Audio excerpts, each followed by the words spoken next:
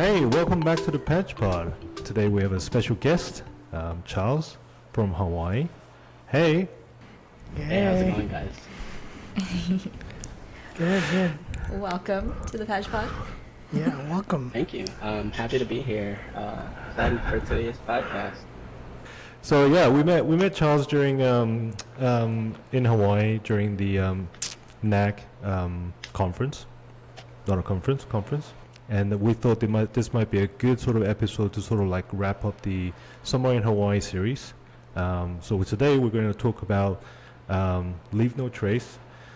But I want to kind of emphasize on the fact that, like, leave no trace doesn't always mean about, just us being outdoor and just, going out to, protecting the environment for the nature, for the love of just, just protecting the nature kind of thing. Just, we want to sort of like include everything in terms of like protecting the environment in general.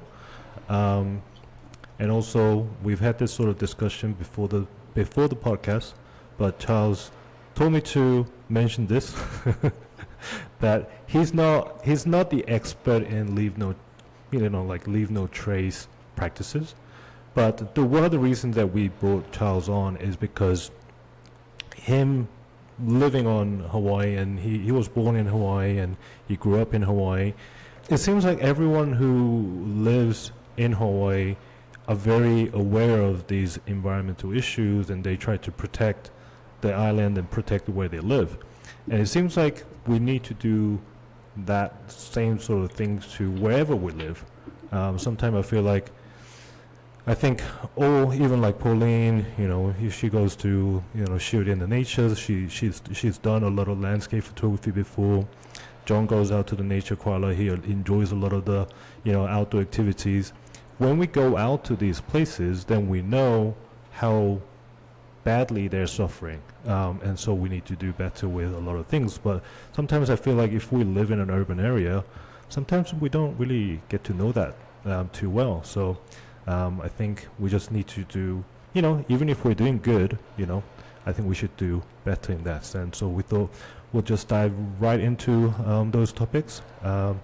Actually, before we get started, I know Charles asked me to mention this. Charles, can you explain the difference between the Hawaiian and someone who are local to Hawaii? Yeah, definitely, for sure. I guess when people like myself, that live in Hawaii, you would kind of call them Hawaii locals or people from Hawaii. The term Hawaiian is exclusively used for the indigenous people of Hawaii that are originally from Hawaii. And most people that you run into in Hawaii are not actually Hawaiian. And we don't call ourselves Hawaiian. We call ourselves locals to Hawaii or that type of thing. So I just want to make sure that I guess, as we talk about it, the term Hawaiian is used accurately. So yeah, when you guys are listening to it, and if it comes up, just understand that it's just I'm just saying that maybe the locals, the Hawaii locals, and the people that live on Hawaii, rather than the people, indigenous people from of Hawaii. Does Charles want to give us a little snippet of himself in case people don't know? So yeah, I'm a photographer, which is why I'm here on the photographer podcast. My name's Charles. I'm born and raised in Hawaii. I'm retired Air Force, so I traveled a little bit around the world and lived various places. But currently live here in the island of Oahu, married with two kids, and we have a company called HNL Studios here in Hawaii. We provide photography, wedding films, DJ MC, and photo booths. So we're kind of like a semi one-stop shop for many of your wedding needs. And yeah, and we have a small team, about three full-time, and about, I want to say like 17 now on our team that are for like the weddings, just on wedding days. And yeah, it's been great. And so yeah, I could definitely talk a lot about, just what it's like, being a photographer here in Hawaii, or leave no trace topic. I can definitely talk about what a photographer might want to consider when wanting to shoot Hawaii or just get some portfolio images, that type of thing. Wow, sorry, I didn't know you were a dad. Yeah, How, I am. I didn't know either. I, I how, didn't know how old are your kids? I have a 6-year-old boy named Kedua, and a 12-year-old girl named Una. Oh wow. Okay. Oh, actually, Okay. I take that back. I'm sorry. She's 13 years old now. 13. Oh boy. She just turned 13 a few weeks ago. Oh, wow. Okay. Wow. Exciting. Yeah. Like we're going to talk about Leave No Trace, but this is obviously we're going to talk a lot about Hawaii, but this doesn't, like I said, it doesn't only apply to Hawaii, it applies to everywhere. Pauline, do you want to sort of like go through the definition of Leave No Trace? Sure, you want me to go through the principles or just... Yeah, sure. Yeah. But there are 7 principles to how to leave no trace. I think it started in the States, but I'm not like 100% sure. I know there's different, obviously, like chapters. I know there's one in Canada. They have their own website and stuff. But yeah, I believe it started in the States. Correct me if I'm wrong. The 7 principles, the first one is plan ahead and prepare. The second one is travel and camp on durable surfaces. The third one is dispose of waste properly. The next one, leave what you find, minimize campfire impacts, respect wildlife, and be considerate of other visitors. The way I kind of simplify the leave no trace thing is just like things should stay where it should be. So for example, if we take anything to wildlife and to the nature, we have to bring everything back. Like for example, like if you have any kind of food, or if you take like granola bar or for something like that, even if you don't finish it, don't leave those crumbs over there. Just always bring it back with you. Any trash, just bring it back with you. Like sometimes stuff that gets on our clothes, and some stuff that gets on our shoes. For example, like when we go to like Death Valley and with the sand dunes, those sands gets into our shoes like everywhere. There's just so much of it, but sometimes we'll just have to try to get just dump everything out over there while we're there, kind of thing. For example, like old trails that you should always stay on the trails, and then off trails is always off limit. Just maintaining that sort of practices. Do you guys have any other way of understanding leave no trace? I had like a very basic understanding of leave no trace, from the words itself, just leave it as it is, right? I've been doing some practices like being mindful of what I leave behind so that other people can enjoy the nature for more generations to come. Charles, is there anything, for example, like is there something like this? Not like it doesn't have to be even a principle or practices, but something that you guys do on a daily basis in Hawaii that can be as very basic as for you guys, but something that for the rest of the world to maybe should try to do more of. Yeah, no, that's a good question. And Hawaii does have unique things that you might not have considered that would fall into the leave no trace behind, but it just isn't that obvious, or it's easy to get tempted to not do them. I would say the one that comes to mind quickly is a lot of people come to Hawaii to enjoy the beach, right? The beaches, swim, snorkeling, but we have like unique wildlife here, right? Such as like turtles and monk seals, and they're literally like right in front of you. Like you would go to a beach and you just go out about maybe 10 feet and it's very likely you could see a sea turtle, or right next to your blanket a monk seal might come next to you and like just hang out, and that's kind of normal here in Hawaii. And what many people might be tempted to do is to like pose for a photo like right next to it, or like try to pet it like it's like a cat, and that is a no go in Hawaii. Not only that, it's very disrespectful to the animals, but also like people in Hawaii like severely like they will roast you for it for a lack of a better word. Like you can end up on the news. Like they will show tourists like taking inappropriate photos with turtles and dolphins. It happens, guys, because Actually, I I like that. understand, like they come to Hawaii, you want to have fun, you're planning this dream trip, and one thing leads to another, and you get excited, and you kind of just forget, right, that this is actually like I'm a guest here. Like I am somebody that's like coming into their space. And so it's just something to be said about the wildlife. It's very tempting to want to do those things, but you do want to give them their space. You can take photos, just nothing like inappropriate or like just definitely no touching. We don't touch the animals here. Um for sure. And yeah, so that's one thing. Another thing that comes to mind, and this is kind of geared more towards photographers, is that should you come here, it's kind of obvious, like, man, I want to get those, those beachside sunrises, sunsets up in the mountains, but also people like normal people, like regular people that live in Hawaii, enjoy the beaches as well. Like that's kind of like their Starbucks. They kind of hang out, they do some work, chill on the beach under the shade, and then enjoy the beach, right? Like it's kind of like a normal thing. Could have like a term like pauhana. We basically, relax, have a couple beers, sit on the beach on a Friday afternoon type of thing. And then us photographers or just any kind of like commercial activities, you know, often kind of encroach on this space, Mm. right? And so I kind of come from both sides because I do want to be able to get those shots. I have like, a couple that paid good money or like, a model that I'm shooting or whatnot. And so it's just important that you be respectful to the people that are there, and the beaches are not for us, you know. And so for me, when I go to shoot, I make sure if it requires permits, I'll get permits. But if it doesn't require permits, I'll just make sure the place I'm shooting is not where people hang out.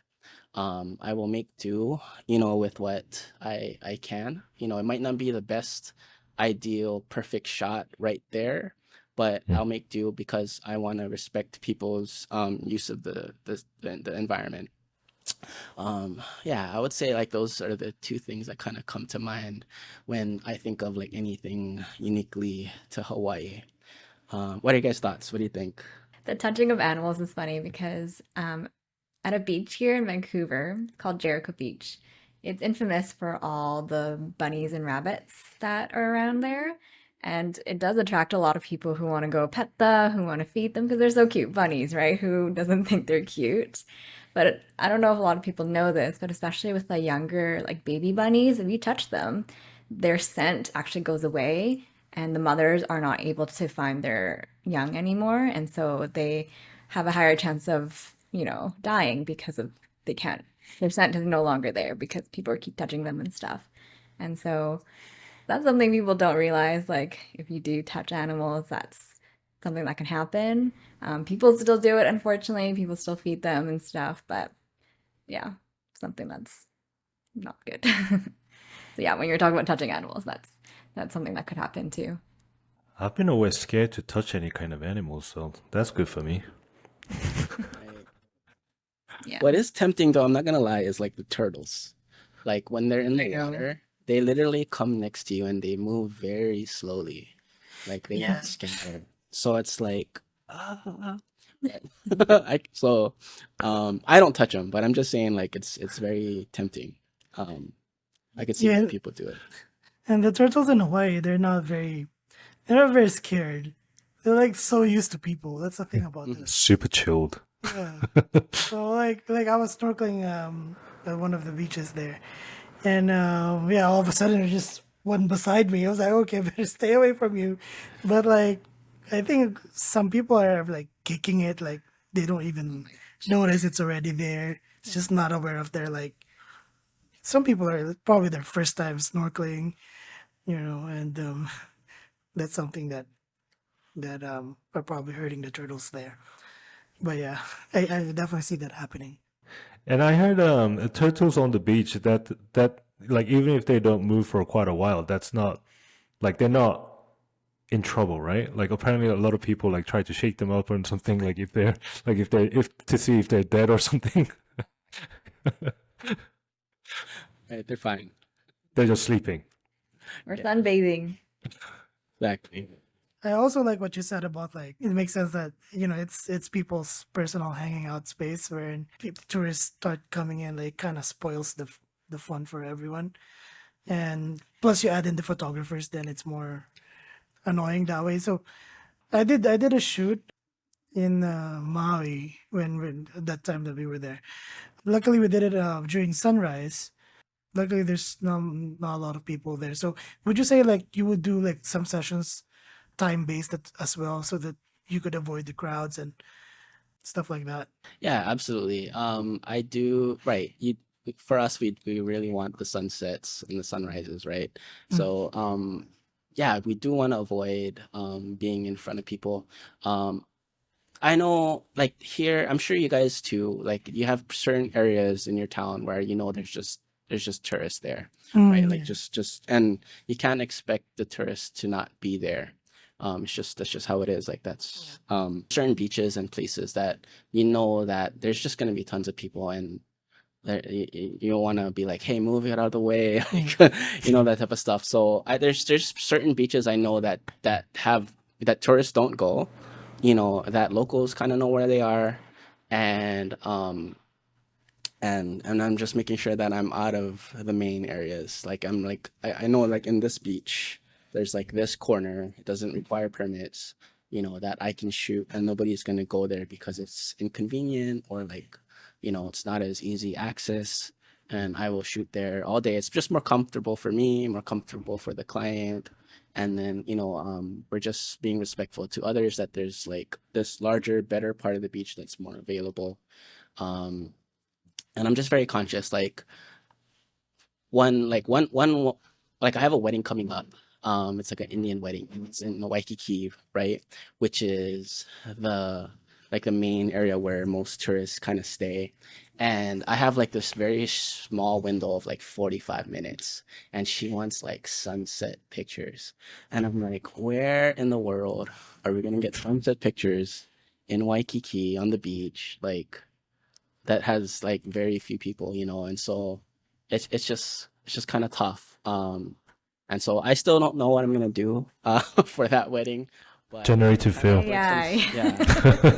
I kind of have like an idea of some spots that I know that I could possibly shoot, but yeah. So there's a lot of strategizing when it comes to shooting here, and it's important, being able to do it. And so it's just part of like I guess what we do as photographers. We kind of have to figure these things out so our couples don't have to.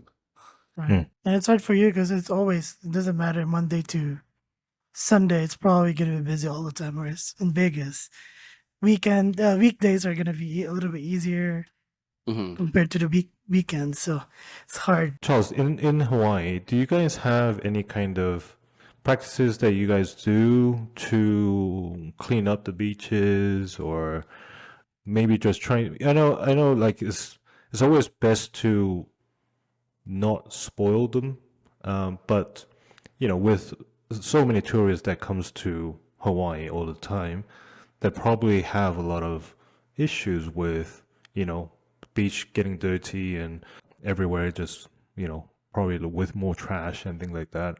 Do you know if you guys have anything that people that live on Hawaii who kind of go out and do those things more of than probably like other places?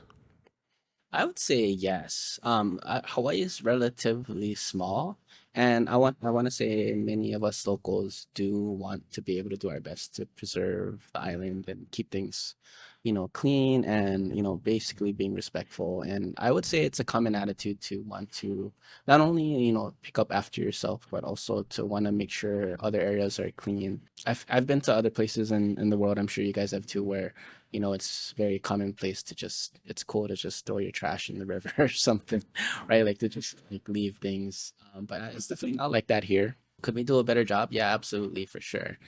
Just because with the amount of people that do visit the island, or the islands, there's just all different cultures and different types of practices, and so it can never really, stay 100% clean all the time. So I guess to answer your question, yeah, we do our best, and there are, programs and things that help keep the hikes and trails and beaches and just public areas clean.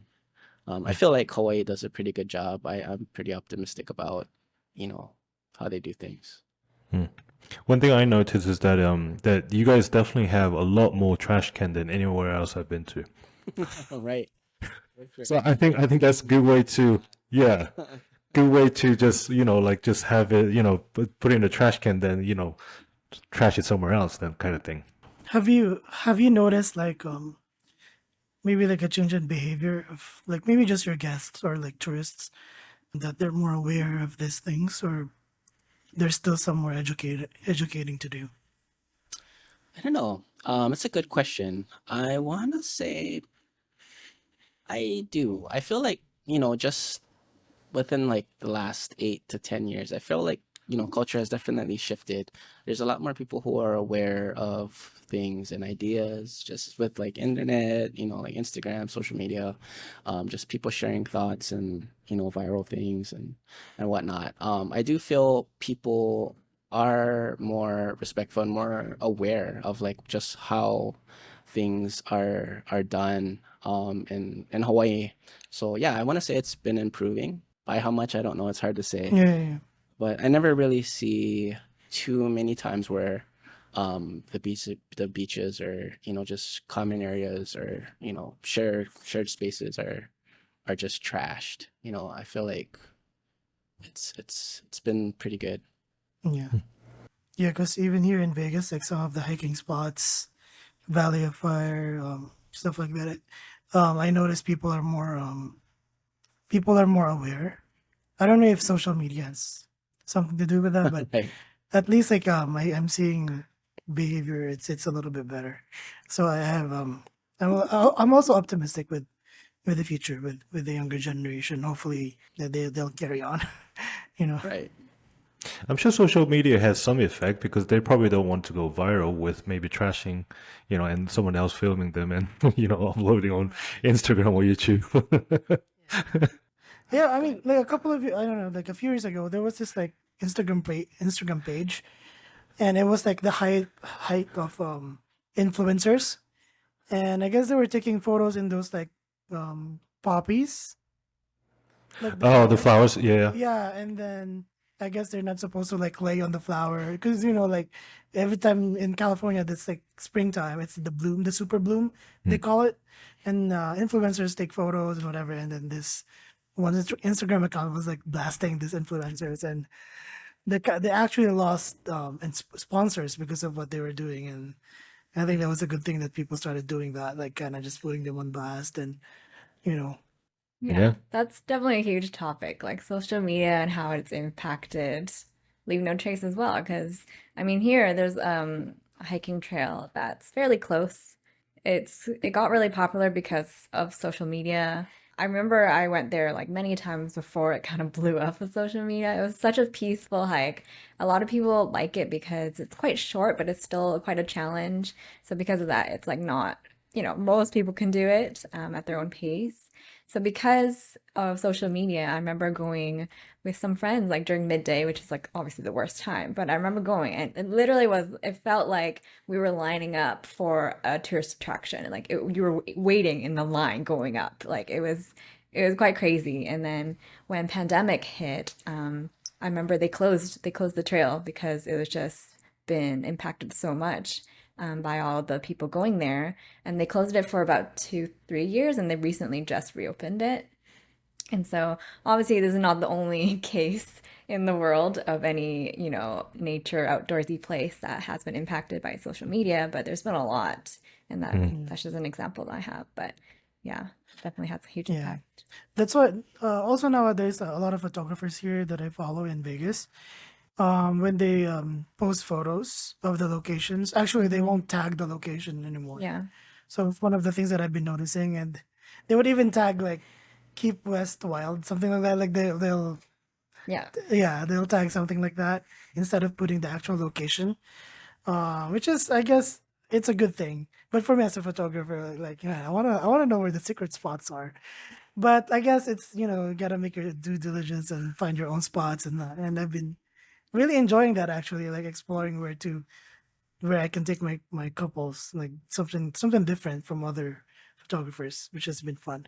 But it's a good thing that that's becoming a trend, like actually not sharing where it is. One thing that I noticed about Hawaii is that I was quite surprised with is that flying drone is quite acceptable. I'm amazed like how many places that you can actually fly drones. Because like a lot of people think that you can fly drones around Vegas because it's a really wide open area, just because, you know, other than Vegas itself, it's like all open area around. But we cannot really fly drones here because it's all national parks or state parks or there's near, Air Force and, you know, so like I was quite surprised, like because drones have from what I heard is that one of the reasons that drones are not allowed in national parks is one, filming, but two, the noise that it creates for the animals is apparently really bad. That's one of the reasons that apparently they don't allow it. Do you know anything about that in Hawaii? Not too much about the why. I do agree with you that a lot of areas are flyable. I also fly drones as well, and you can see it on the DJI app. Hmm. Like everything's good to go. Except if you're like in like the airport area and like near a military base. Yeah. For the most part, everywhere else is good to go. Yeah, I just don't. I'm not sure why. I'm just glad I don't get locked on the app. Because I don't know about you guys. Then is that what it is for you guys? Like that your drone won't even fly? Like Yeah. yeah, If we registered, apparently like it can fly like what is it like 60 feet or some yeah, yeah. something like that. Yeah. Like Then it becomes basically a gimbal shot. yeah, pretty much. So Charles, you're from the island of Molokai, correct? Mhm, correct. Okay. Is how big is Molokai? Oh, Well, how it's many a small island. people live there? I don't know what the current stats are. I know when I was in like when I was still living there, so this is like when I was in middle school. It was roughly like a population of less than 2,000 for that whole island. Wow. And I don't know what it's like now. I'm sure it's more than that, but I don't think by a lot more because there's no large businesses. It's really laid back. Um, just to kind of give you an idea, like I didn't wear shoes until I moved off of that island. I had like no pair of shoes. I literally wore like slippers. It's country, and so it was definitely a culture shock when I moved to Maui, and that's just with traffic lights and Pizza Hut. Right. So yeah, you can imagine. Yeah. So and it was a great place. I fished a lot. Just it was an easy life. Yeah, turning.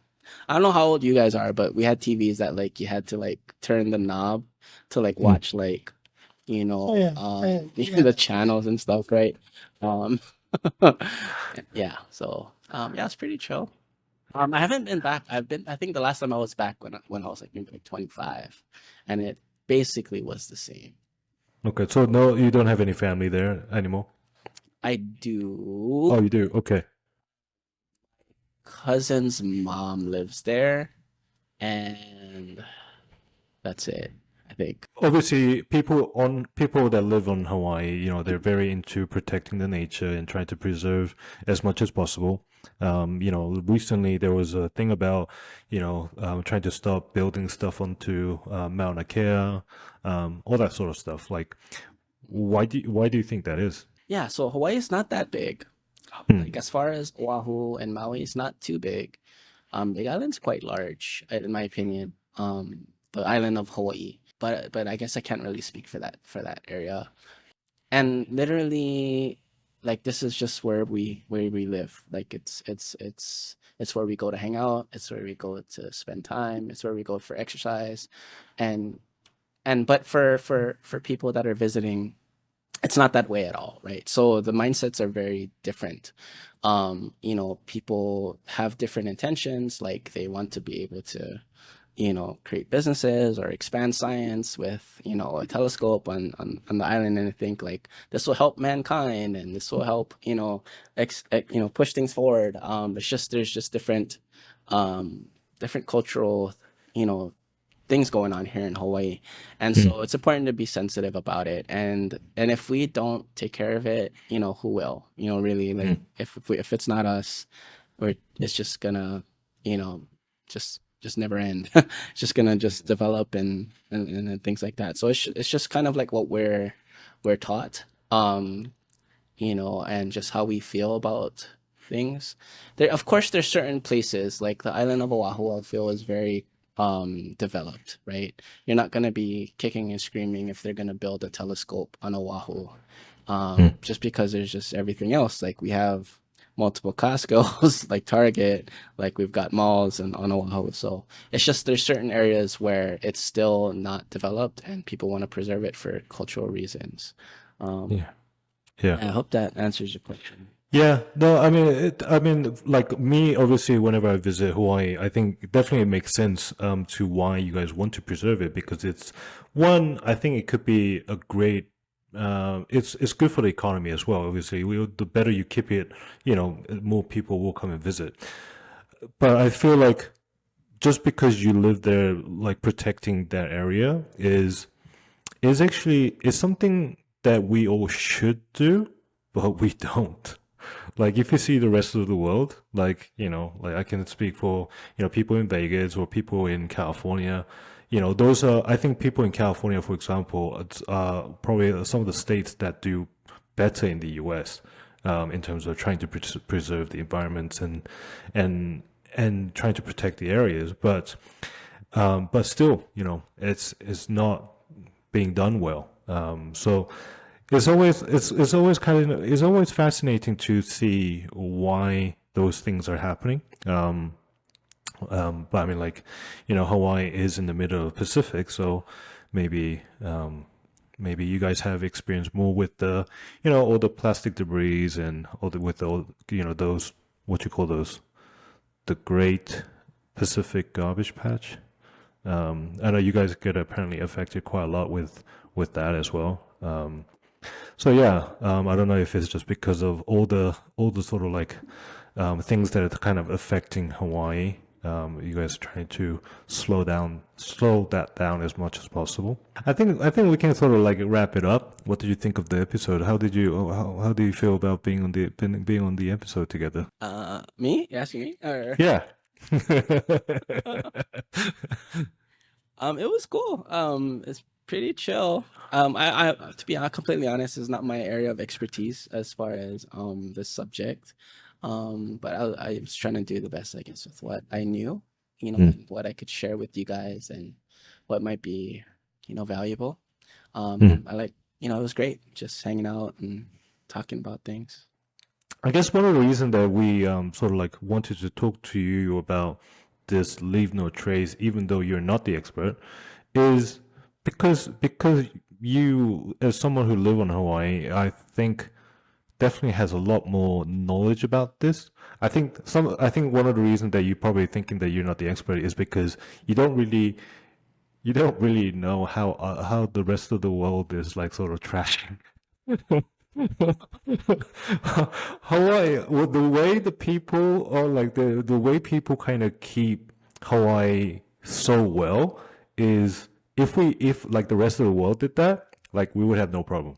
Well, I think it's also where you grew up. Like, I think I only got introduced to it is when I started going camping in the backcountry and kind of educating myself on all the stuff that I need and what I need to do to prepare. And obviously, now being a photographer who does want to do more elopement style, like weddings and stuff, I think that definitely has made me more aware. So I think it's really about educating yourself in general and who you're surrounding yourself with. And again, like I mentioned before, social media has had a lot to do with it, both good and bad in terms of lead no chase. So hopefully with more education we can continue to do better.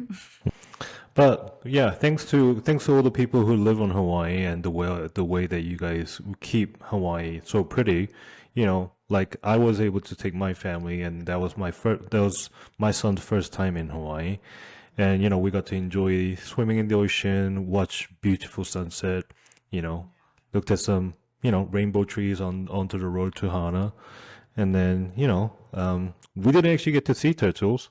I know Pauline was showing me some photos that she took, but we didn't actually get to see the turtles. So that would be the only. I think, yeah, my son really wanted to see turtles. So yeah, so that's definitely something too. I mean, yeah. So it's so grateful that how well it was kept, and we really got to enjoy a lot of it. So yeah. I'm glad you guys had fun. Really, like, I don't want you guys to feel like ever like guilty or anything coming out here. No. You're trying to be too careful. Like, of course, just don't touch the animals. Be nice. Yeah, I mean, I think it's right. I feel like it's a common sense thing. It's not outrageous that what the local people are asking of the tourists. It's not. We still enjoyed our time there. Yeah. I mean, to you it's common sense, but to some people it's not. So I think it's important Right. to. Yeah. Well, that's why I took a photo of the sign at the beach where it actually says "Leave no trace" and all the, like, I guess the rules and the things that tourists should know, and I think that should be everywhere, not just at a beach. And then didn't I ask you, Pauline, to take a photo of the stop sign? And it was a stop sign, and then in there it said moving to Maui. So stop moving to Maui. Quick question. Can I Yeah. How do you guys feel about like people, or like how do you feel we locals feel about like people coming or moving to Hawaii? Because, like, for example, like that stop sign, right? Like it said stop moving to Hawaii. Do you guys feel like, what is your feelings towards that, with possibly people having that mentality? I guess, what do you think people believe here in Hawaii, and then how do you feel about that? Is of course you're gonna have those like native Hawaiians that are always gonna be like territorial, that it's their land, and it's kind of bad that they're getting pushed out of their own land because it's becoming more expensive in Hawaii. The lands are, the housing, and then the land's gonna be more expensive. They're getting pushed out, and at some point, the place might not. You might not have enough Hawaiians in the island anymore. But at the same time, people that want to live there, that actually want to like, live there and raise a family there because it's a pretty place, and maybe the values and culture is also gonna be different from here in the mainland. Mhm. It's also kind of sad that some people are not wanting or preventing people from going there. One thing that I hate though is like people that are buying properties there that don't even stay there. They just rent, do Airbnbs, and then everyone's just getting pushed out. People that actually wanna live there. I can definitely understand the how the gentrification is happening, and like that's I don't think that's gonna go away. Like it's gonna keep happening. We just have to, just like leave no trace. I think people just have to be a little bit more mindful. I can completely understand people that live on Hawaii saying like stop moving there. Oh yeah, but what's your take on that? Yeah, that's tough, man. Like, for Yeah. me, I can only speak for myself. I have lived on different islands, and I feel like I'm not special. Like, I feel like I have every right to enjoy the island as you guys do, or anyone else. I am also a guest that lives here. And so I don't feel like there's that mentality of, I don't have that at all, where like, don't move here, get away from here, or like, we got enough. It's just, there's just different types of people, and I'm sure in your area too, there's people who, feel that way, in a different type of manifestation of that feeling of, I guess, being pushed out, or living Yeah. in conditions that they're not wanting. And so my goal, for me, my hope is that, people do come here and not have to fear that we're like an angry Hawaiian race, or something like that. And that's just how I feel. And it's just I work with a lot of military and a lot of people that do visit here, like photographers, and I do kind of get that, like they're just afraid to go like certain areas because of what they've seen on social media or what they've been told. And I feel like it's unfortunate, like that type of negativity is out there. So yeah, that's kind of why I brought it up. I wasn't sure how most people would feel about coming to Hawaii, especially because you saw that sticker, that one person put up there. Mm-hmm. My logic is simple. Like, is if more people move to Hawaii and they can keep the same way that all the people there who were living on Hawaii were keeping Hawaii clean and preserving Hawaii as is. If all the people who are moving to Hawaii can do that, then then that's okay. But at some point, I think that will probably break down if more and more people keep moving in. But no, thank you, Charles, for being on our podcast. It was definitely a pleasure. Yeah, it was nice chatting with you.